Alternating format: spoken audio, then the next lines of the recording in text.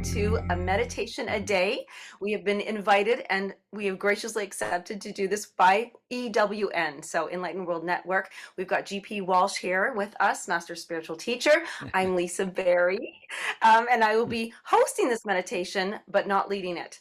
I will be participating with you and all of us coming together. So, GP, as we like to I do know the this, tone of that voice. Yes. Yeah. this is serious business. Meditation is serious, and we do have it in our practice. And I know as we all come together, it it increases it. It helps us to facilitate our own navigation through this world, and it's a very peaceful and calming and grounding time. And so I know that you and I both take this very seriously. Yes. And so today's topic, which I'm so looking forward to hearing you speak on this for a few minutes before leading us in meditation, then we'll chat about it after, is motivation. Now, we've got motivation. We all know that word. We feel that word like, I've got the motivation to do this, or I just don't have the motivation to do this. But then there's things that are motivating. What motivates us, what gets us to move. And I like to use the word motor skills with this one, because when I think of being inspired, I think of inspiration and inspired and breath, to, like to Yes. inspire, to breathe. But motivation is very mechanical, a lot of M words, very mechanical, very movement oriented. And sometimes we are confused, we don't have clarity, we have pain, we're not sure. We don't know if our efforts are worth it. We simply can't move because we are restricted. And so I wanted to talk about doing a meditation that helps us to be motivated. Is there a way that we can, in our minds, imagine movement and then have that experience within our bodies as we embody in the meditation? And how can we use a meditation to help us be confident in movement in our lives? Wow. Well, you surprised me on this particular subject. It's not something I get asked about very often. Um, so I'm pleased to kind of dig in and see what I can find uh, in all of that. It's a loaded word, right? There are motivational speakers, right? And motivational practices, and they say you got to be motivated, and you got to be focused. Motivation is what makes for success and all that, um, and it can actually become quite burdensome, right? Especially when we experience various kinds of blocks and difficulties and real circumstances in our lives that can't be ignored, right? And can't just be pushed out of the way with enough motivation, right? For me, everything that revolves around uh, getting us to act um, has to be something very natural and very inherent within us, right? When you're in love with somebody, you don't need any motivation training to want to be with them. Right? You don't need any kind of special technique to think about them, right? Because your energy naturally goes there. So I think the the idea of motivation being something that comes from the outside and stimulates you is something I'd encourage people to let go of. Right? Because when you try to do that, right, first off, for most people, it simply doesn't work. And then we feel frustrated, and then we blame ourselves because it's not working, because it's supposed to, right? All the experts say so, right? But it doesn't work for everybody. Matter of fact, it doesn't work for most people. Uh, for those that where it does work, there's there's a certain element in their personality that just makes them, very driven towards particular goals and things like that. But if you look closer, and I know some of these motivational gurus, right? It's one part of their life that's that way. Their whole life isn't like that. Matter of fact, some of them, their other parts of their life are actually in shambles, right? And like anybody, right? Especially because of all the experiences we've had through childhood and that sort of thing, parts of us manage to, get through. Parts of our genuine, authentic self got through, and we tend to lean on them. I know I did. Right, those parts that came easy and I could do, and I didn't have to fight with myself about them. I leaned on them, right? And try to ignore the rest of them, but couldn't keep it up. The amount of energy to try to keep that up is just enormous in order to do that. So what I say to folks is stop. They say we have been taught to focus on our strengths and ignore our weaknesses, and Uh-huh. that came forward for me when you were sharing that. Yeah, it's an approach that we try to make, and there's some legitimacy to it, but it's really on the psychological level, the motivational. It's not on the level of where we want to get to, which is where we don't have to force it, you know. And I love using the example of falling in love. You do not have to force it. It's just there. The motivation is there. I would much rather have folks looking for those places in themselves that are like that than trying to kind of beat themselves into submission to make something happen, right? I mean, you can either you know hit the bull with a stick to make him do what you want him to do, or you can offer him some grass and coax him. Right? I prefer the latter, the more gentle approach, because what it really comes down to is a certain disconnection we've had from that inner contact that really knows what it wants, and when it sees those things is naturally motivated, because that you don't have to force. It doesn't take any energy whatsoever to maintain. It just happens all by itself. And I've said this before, I'm lazy. Well, many of us are. I I don't want to do that much work. And the things that come naturally are the things that I tend to gravitate towards, which isn't avoiding the, because it can be take some effort and some hard work to get to that place, right? It's like, you know, digging a well. Sometimes you have to dig pretty deep, but once you get there, right, the water comes effortlessly, right?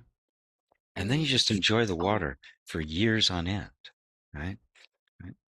So, I love that. Well, because you have to dig, but if you get to the right spot, there it is. It flows. yes, once you hit the level at which the water supply is there, it just comes. And Yeah. I'd much rather have people applying their energy and motivation towards that than to just trying to motivate towards some external goal, right? That will always take an enormous amount of energy to sustain, right? And as everybody's experienced, they can only do that so much, and you just you give up, right? And then you blame yourself, right? Yeah. It's not your fault. This is not the way we were built. We were not built to put all this intense energy in over and over and over again. No, we weren't built that way. We naturally gravitate towards the flow, towards that which is naturally flowing. But we've just been educated so we don't pay attention to that. We pay attention to the stuff outside, and we defer to authorities outside and the like.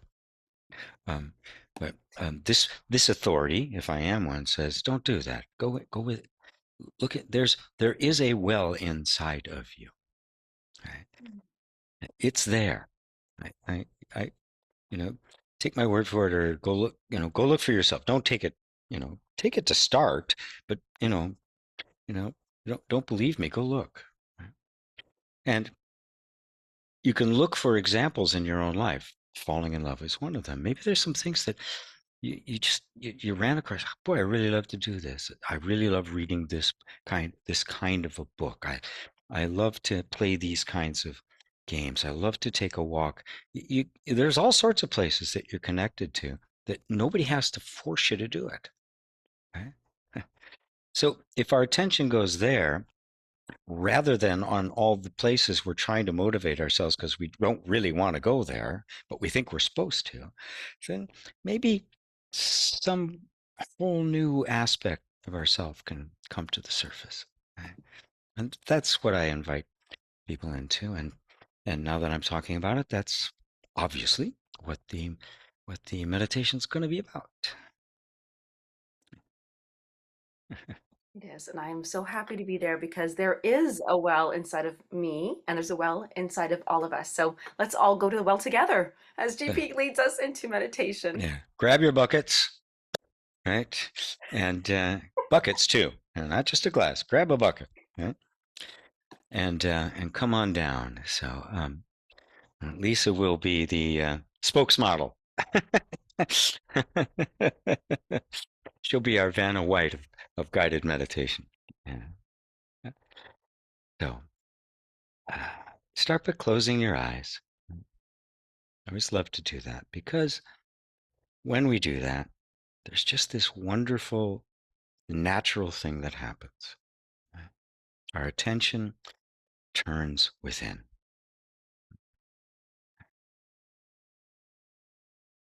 The nature of the attention of the human being is that it's always wanting to look at something.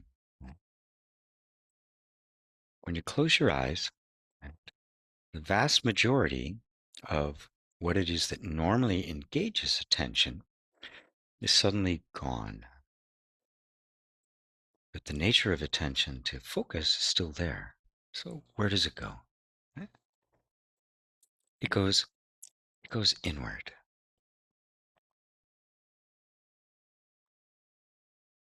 Sometimes it's very engaged with thoughts. I don't know what time of the day you'll be listening, going along with this meditation. It may be first thing in the morning, maybe last thing, and maybe sometime right in the middle of your workday could be. Wherever it is, right, really have an intention for yourself to let go of your day.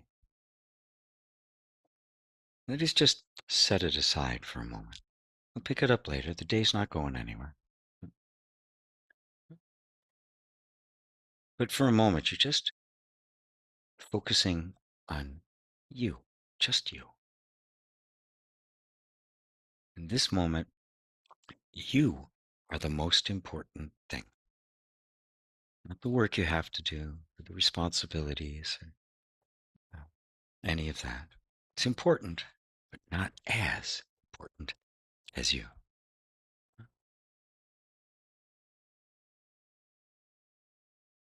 Because the discovery of what moves us is a discovery. It's not something you get from the outside. It's a discovery within you of what it is. What is it that I care about? What is it that moves me, that will make me do it just because I like it, just because it no payoff other than doing it. Now, what I want you to do that is leave it in the form of a question that you're really addressing to your heart. Because when you say that question to yourself, what is it that really moves me? What do I really care about? There is a tendency for your mind and memories to kick in and give you a bunch of answers. Right? But all of those will be from the past. And if they'd worked, wouldn't have needed to go through this. They didn't. So you want to pose this question not to our cognitive part, not to our discursive minds, but to our hearts, right? Deep down in your body. You can even, if you like, picture this question going in directly into the center of your chest, into the heart chakra, all its sincerity.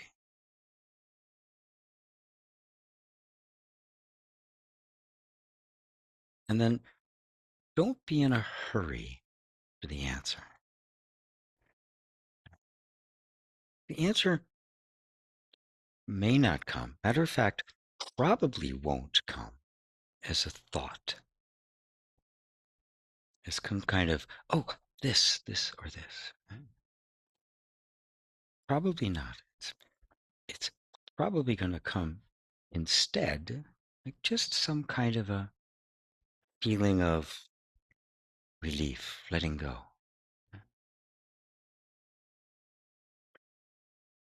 We're letting go of trying to force something, trying to make ourselves into something else, trying to take where we are and somehow make it into this motivational, you know, uh, powerhouse. Letting go of this feeling like I need to make myself do it. Instead, just stay with that feeling, that that question. Behind the question is a real desire, a deep desire to find that inner well that is authentically you, just you.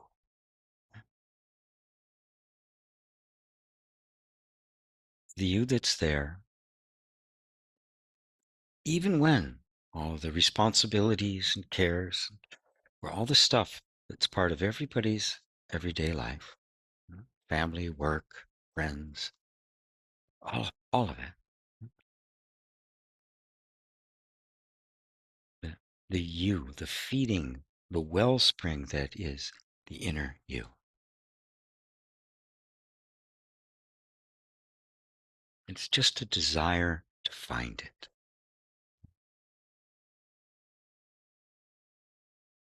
Something may come to the surface. A memory.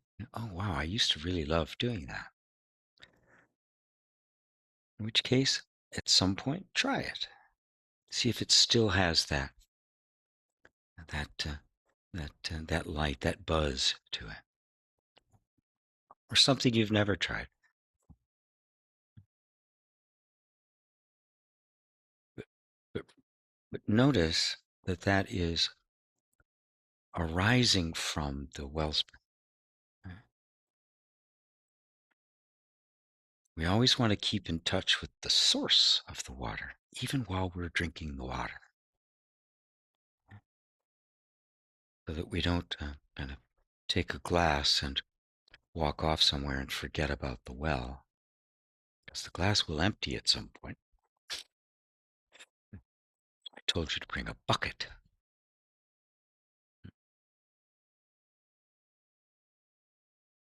This is very simple. So simple, the mind may be thinking, this is too simple. It's got to be a more complex answer, right? It's got to be steps I have to take and things I need to do. And what if it doesn't have to be that way? What if it can be this easy? That be okay? I mean, after all, you're only looking into yourself. These parts of you that have been here the whole time. And what could possibly be easier than just being yourself? Who has to teach you how to do that?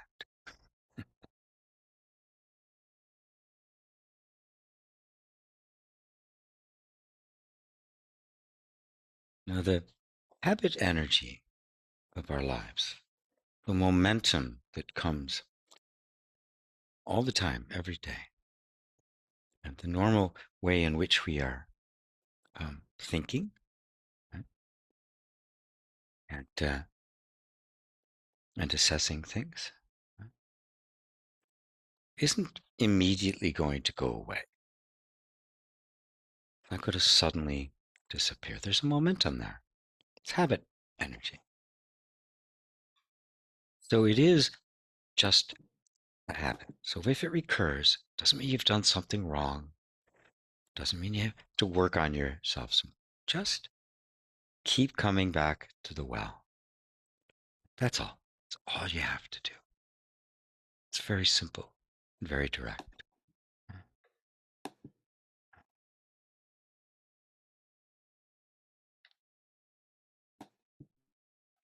So take another deep breath, everyone. Move your body a little bit if you want. And when you're ready, you can open your eyes and welcome back to our virtual room here. And alrighty. Very good. Very good.